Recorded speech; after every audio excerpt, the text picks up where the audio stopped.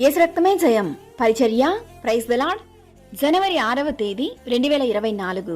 ఈరోజు దేవుని వాక్యము, సైన్యములకు అధిపతియగు యెహోవా సెలవిచ్చునదేమనగా, నా మార్గములలో నడుచుచు నేను నీకప్పగించిన దానిని భద్రముగా గైకొనిన ఎడల నీవు నా మందిరము మీద అధికారివై నా ఆవరణములను కాపాడువాడవగుదువు.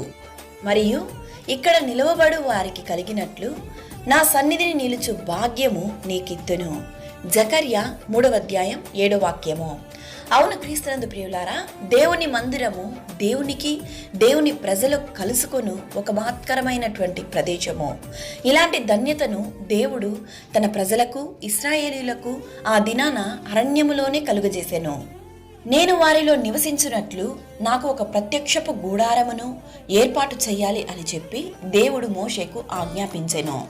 ఇలా దేవుని మందిరము, దేవుని ఆవరణము అన్నది దేవుని యొక్క వాగ్దానమును, దేవుని యొక్క ఆశీర్వాదము, సమాధానము దొరుకు స్థలము.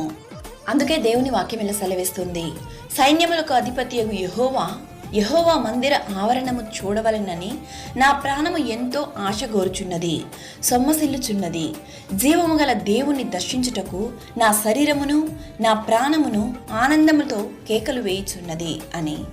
నీ మందిరమునందు నివసించు వారు ధన్యులు, వారు నిత్యము నిన్ను స్తుతించెదరు.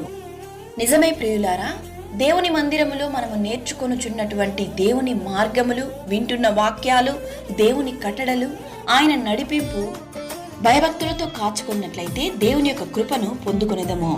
ఆయన మందిర ఆవరణములో ఒక్క దినము గడుపుట 1000 దినముల కంటే శ్రేష్టము. ఆమేన్. God bless you.